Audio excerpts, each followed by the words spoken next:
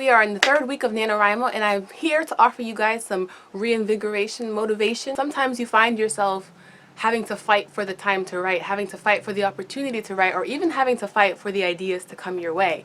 And trust and believe, we have all been there. So I thought I would help you out with getting a few ideas, generating a few ideas at this point in the process. My favorite way, and the way that I need to indulge in more, is just going for walks, getting out in nature, getting out into my community, into my neighborhood, into the city and the world around me, and just like observing, you know, opening your ears, opening your eyes, letting the world feed you, like becoming a sponge to what the world has to offer. People watching is fantastic, let me tell you. All kinds of conversation, inspiration.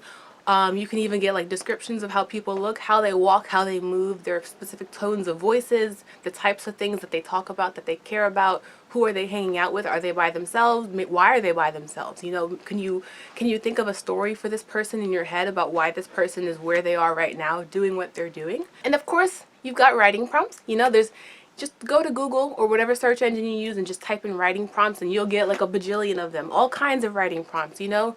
Write a story about a question somebody has and what that needs to be answered, or write a story where the main character loses their eyeball. What do they do? Like, you know, there's all kinds of different writing prompts. And some writers find this really, really useful as a jumping off point. And of course, you don't have to stick to the writing prompt. You can always kind of take it your own way and do with it what you will. Now think of your creative brain as like a piece of bread.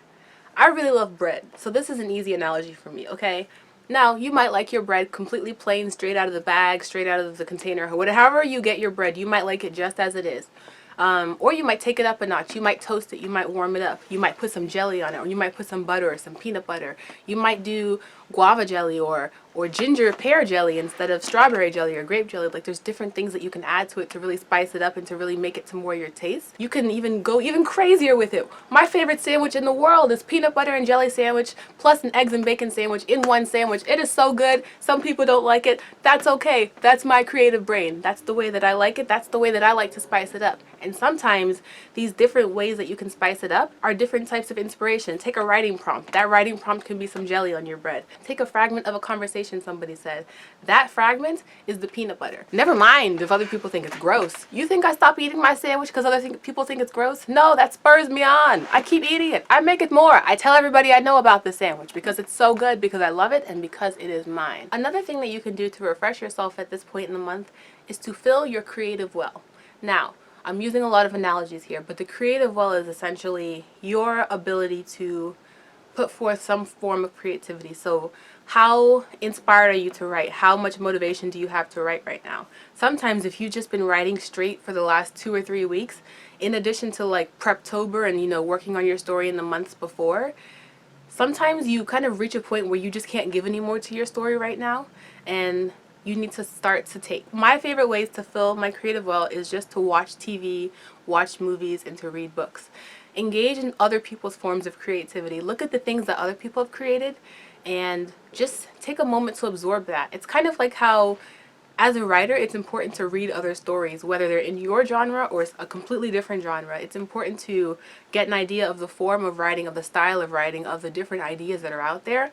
You take those in, you fill yourself up with those ideas, and even if you're writing a book, it's okay to watch movies and watch TV shows, to go to a play, to go to a concert, to listen to your favorite music album, to go to an art museum, to look at some paintings, to look at some art, or even just to do some painting yourself.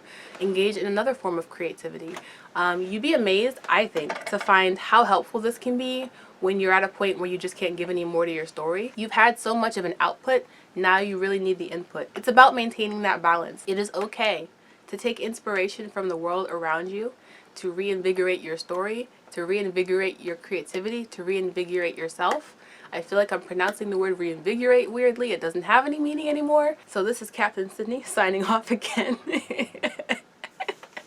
I will never be able to get that out with a straight face. I hope you guys are all having fantastic progress on your stories this month so far. And if you haven't gotten started, or if you haven't really gotten the chance to really get knee deep into your stories, you still have time. Even if you only have 1 day left, or 1 hour left, or 1 minute left, just remember that you are further ahead now than you were at the beginning of the month. Good luck with the rest of NaNoWriMo. I will be here rooting for you. And if you hear a weird voice shouting your name from afar, that might be me.